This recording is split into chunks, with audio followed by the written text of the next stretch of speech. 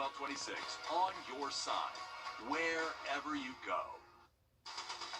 From the station that's on your side, this is News 12, First at 5. A Georgia officer shot and killed during his first day on his first shift on the job. I know he is smiling down from heaven. Today, his family welcoming him home. And a promising COVID treatment is up for approval, making its way from trials to prescriptions. But for today, we are getting a better idea of why some teachers may be quitting. A report from last fall found about 6,000 teachers across South Carolina left their jobs, continuing a teacher shortage that actually started before the pandemic did. It is an ongoing problem that certainly hasn't gotten any better. State House reporter Mary Green joins us from Columbia to break down the newly released results. So, Mary, what did it find? Why are these teachers leaving? Well, one of the big findings from this survey is that while teachers may be leaving their jobs, they're not necessarily leaving the teaching profession. About half the teachers who responded to this survey said that they were taking other teaching jobs within the state, while the other half said they were retiring or leaving the profession altogether.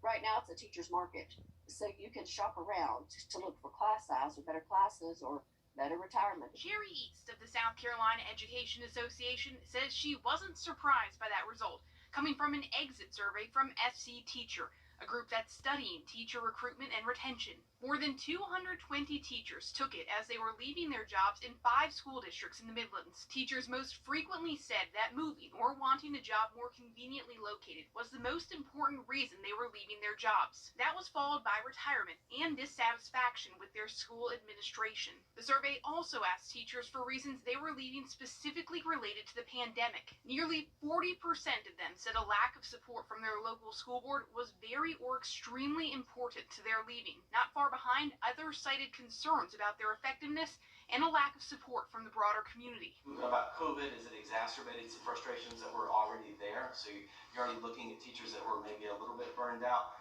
And so we see the emotional burnout of teachers really being exacerbated by COVID. The survey also asked teachers about the emotional distress they felt from their work. More than half the teachers who responded said that all or most of the time they felt emotionally drained by their work, or they just felt like they gave it their all and they were drained by the end of the day. Reporting live in Columbia, Mary Green on your side.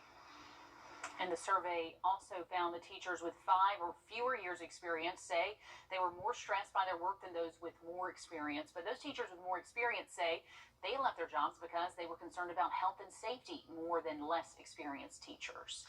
Much more news ahead after we give you a live look at downtown and check in with First Alert Chief Meteorologist Riley Hale. Not too bad out there, Riley. Not those clear blue skies we were hoping for that we saw on Sunday.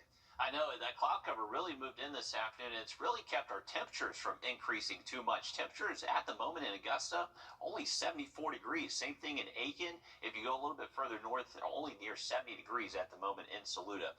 Where there is a little bit of sun peeking through the clouds, we are hitting temps near 80 in Gibson, Waynesboro as well. This cloud cover will start to break up as we head into tonight, but it's fairly thick across most of the region at the moment. We are seeing a little bit more sunshine, though, than what there was out there earlier. High pressure is in control, going to keep our weather pattern pretty quiet over the next couple of days. More active weather across the plains where they actually had to battle some tornadoes out there earlier. Now, currently speaking, this is looking westbound down I-20. You can see just this low-level hanging cloud cover. This is going to start breaking up as we head into tonight, but thankfully it has kept our temperatures in place. Only 74 degrees at the moment. So if you are stepping out, temps will hold in the 70s at least through sunset. After that, we're just going to gradually see our temperatures drop into the mid to low 60s by tomorrow morning. We are looking to stay above average this week, but there is a cold front in that 7-day. We'll have a look at that in just about 10 minutes. Riley, thank you. The drug maker Merck asking for FDA authorization for their pill, which would be the first oral antiviral for treating COVID. It's a treatment for those who have the virus as opposed to a preventative measure like the vaccine. Our Tanisha Woodard hears from our local health officials, takes a look at a possible timeline when we could see this approved by the FDA. It's a potential game changer in the midst of the pandemic. These pills have only been studied in those who have not gotten the vaccine, but it's an advance. Folks don't get as sick when they take the pill. Dr. Roger MacArthur is the infectious disease specialist with the Medical College of Georgia, and he says data shows the pill reduced the need of hospitalizations, by roughly 50%. The excitement is that we can develop drugs that have activity. He says it inhibits the virus, stopping it from replicating, and less virus lowers the need for inflammatory responses. And I'm most excited about the speed with which there appears to be an effective antiviral targeting SARS-CoV-2. He says the #1 way to prevent COVID is taking the vaccine. But for those who are still hesitant, this pill could be more convenient and help continue to decrease hospitalizations and death rates. The early word is they're not seeing any concerning signal. The technology is in place. We can do this, and we can work to really reduce the number of cases and, in fact, eliminate the virus. Tradisha Woodard, on your side. And local health officials say there are still a lot of questions about distribution and when doctors can write a prescription. They say the first step is waiting for that approval from the FDA, and that could come as soon as Thanksgiving. Could be a real game changer. And doctors at AU Health tell us they're doing their own research on 3 different pills to treat COVID. The patient would take the pill for 5 days, but right now their pill is not approved either. The first executive heading to prison for taxpayers. Today, a South Carolina judge accepted the negotiated 2-year sentence for Marsh. Marsh has cooperated with investigators, spending at least 7 days talking to the FBI. People lining the streets in Dublin, Georgia, to honor a law enforcement officer killed over the weekend as he's escorted back home. An impressive sight there. 26-year-old officer Dylan Harrison ambushed, shot outside the Alamo Police Department. It was early Saturday morning. His first shift on that new job. He's survived by his wife and 6-month-old son. His parents calling the ceremony today beautiful. I wish I could have known him. He was the kindest, sweetest soul you would ever meet. And I'm having such a hard time understanding why he's gone. It's senseless. And I just can't find a reason that it happened.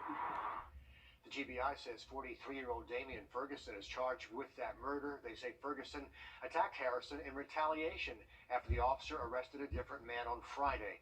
Officers took Ferguson into custody yesterday afternoon at his Alamo home. People who work at the Circle K heard those gunshots Saturday. I was on my way back in and I heard the shot. I just thought it was like a firecracker or something. I thought it was crazy. I wanted to quit my job because I was scared. Ferguson is also charged with aggravated stalking related to a previous domestic incident. A South Carolina prison correctional officer can spend up to half of their 12-hour shift locking and move from one dorm to another, observation towers, and moving the rec yards so inmates can be more visible to the guards. He says these improvements would have helped officers 3.5 years ago during deadly riots in Lee County. While some of the specifics are still in the works, the process of improving prisons is starting now. Travelers left scrambling to get home as Southwest Airlines still faces some major flight delays. Nearly 400 flights canceled again today and at least another 750 delayed. The airline says the cancellations are because of air traffic control issues, disruptive weather, and staffing shortages. Southwest is the only airline experiencing these significant challenges, though. Passengers left in a lurch.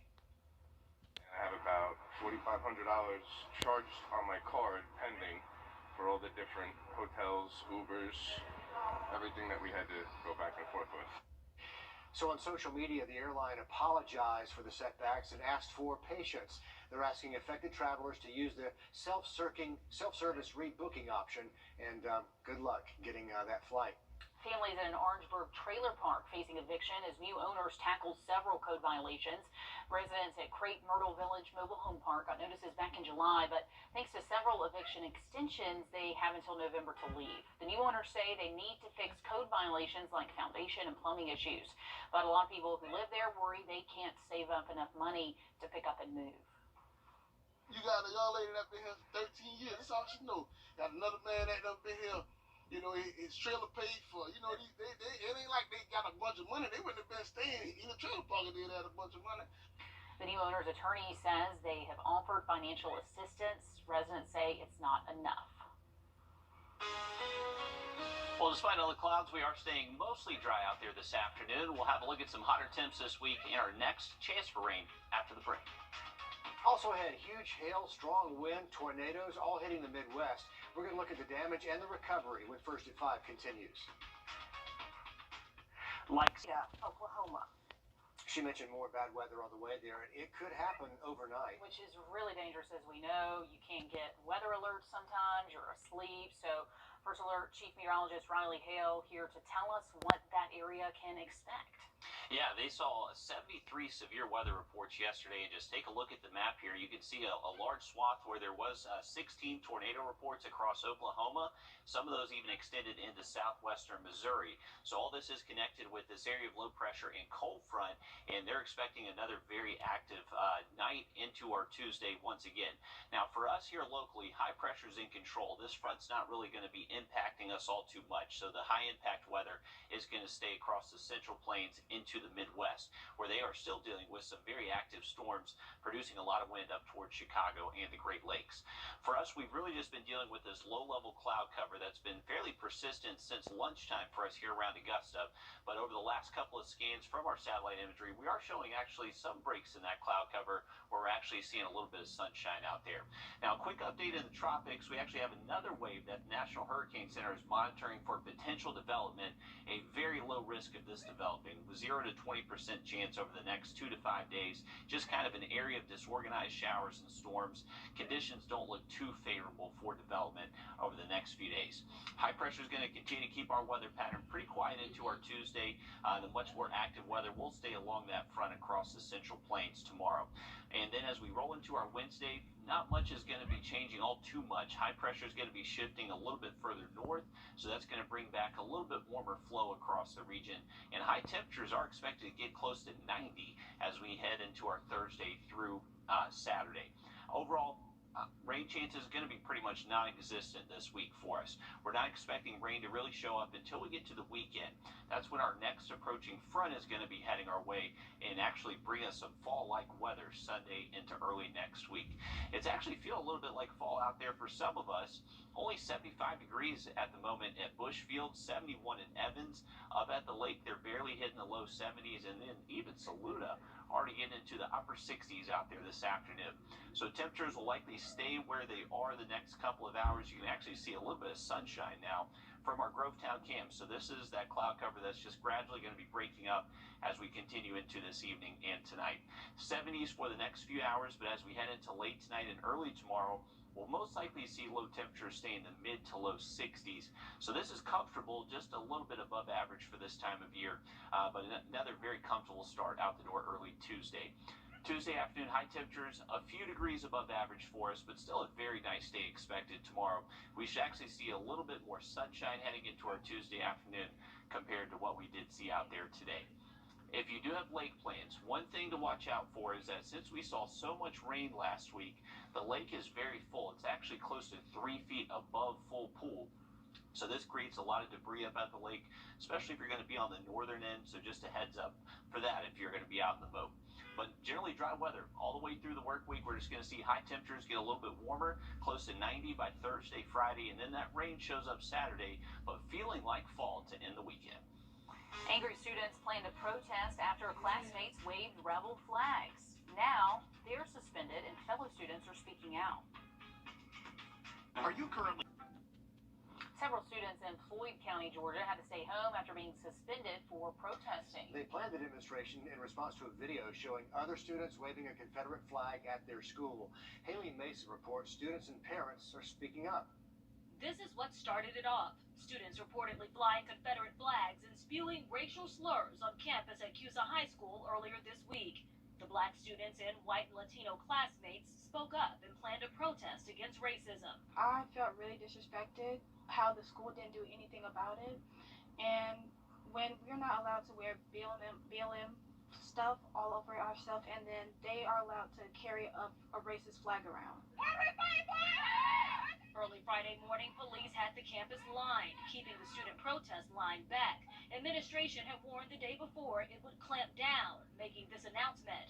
The administration is aware of tomorrow's planned protest. Activity of this kind will not be allowed here at Cusah High School. The announcement threatened disciplinary action for even having a flyer announcing the protest. Students tell us they were suspended for making protest plans and arguing with the administration about racial slurs on the flag. But students say those suspensions were only for certain kids. black students. All the African Americans that was up there, they suspended them. Didn't suspend me. They didn't suspend her either, and we both disrupted all of the extra classes. Their parents tell us they were served suspension papers not only by the principal, but by police. I made multiple calls to the school district with no response, so I looked into the state data for suspensions in Floyd County. In 2020, it breaks it down by race. 8% of black students were suspended, the highest number. 6% were 2 or more races, 4% white, 2% Hispanic. These students saying they want all of that to change. Well, parents say they're upset the complaints have gone unresolved so far. So now their kids, they say, will have to miss homecoming after being suspended from school. So obviously a lot of anger in Floyd County up there near the northeast Georgia mountains.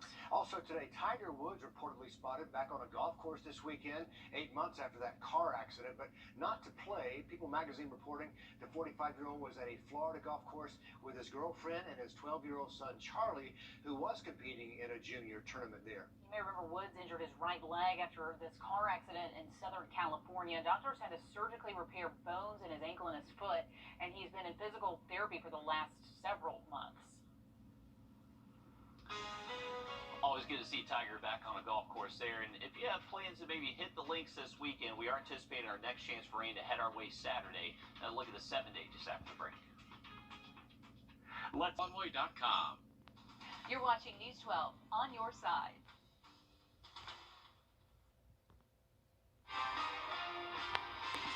Some breaking news to pass along from Burke County, where there's been some law enforcement action there to tell you about. SWAT team responding to a home in Waynesboro. It's at Magnolia Apartments. We're told there's a standoff. We know at least 2 people are barricaded inside, so we have a crew on the way out there. We will let you know as soon as we find out more. Also today, check this out, some new art in downtown Augusta going up as we speak. This is fresh art. Local artists Jason Craig and Jackie Mayo Van Dyke just finishing up this mural over the weekend. It's on the corner of Broad and 8th, and they plan to paint another one this weekend right around the corner from this one. But we love all of this new art going in downtown. It really adds something to it. I like the spaceman theme there with signs of the Zodiac all around it, but that's a good one. I have to look for that downtown on Broad Street. Riley? That's pretty cool stuff right there. And luckily, the weather was great for them to get that done out there this afternoon. And temperatures over the next several days are gradually just going to be getting warmer for us. We'll stay in the mid-80s Tuesday and Wednesday, but by Thursday into the weekend, we're expecting highs to reach the upper 80s. Wouldn't be surprised if a few spots do briefly hit 90 heading into later this week. Now, currently speaking, we're actually seeing the most sunshine we've seen over the last several hours. This is looking westbound out of our Grovetown cam. You can see the sun finally peeking through, breaking up that low-level cloud cover that was fairly dense across most of the area. We're still at 75 degrees and likely we'll stay in the 70s the next several hours. So if you are stepping outside, feeling pretty good out there. And we'll likely just see these clouds just stay passing by and stay partly cloudy into the overnight and tomorrow morning. Low temperatures early Tuesday, going to feel pretty good. Mid to low 60s, just a little bit above average for this time of year, but very comfortable outside to wake up to early Tuesday. Throughout the day tomorrow, we'll likely see a few passing clouds. High temperature is going to be a little bit warmer for us, at least hitting the mid-80s tomorrow afternoon. So continuing our dry streak, and that should continue through the rest of the work week for us. Just going to notice our temperatures gradually getting warmer each afternoon through Friday, and then a cold front shows up. That could bring us a few showers, maybe even a thunderstorm by Saturday, but that is going to drop off our temperatures for the second half of the weekend, finally feeling like fall again by Sunday. Still to come, if you are not moving, you could be living in a different district soon. That's as lawmakers redraw those district lines. What it means for you, what it means for your kids when the news continues on First at 5.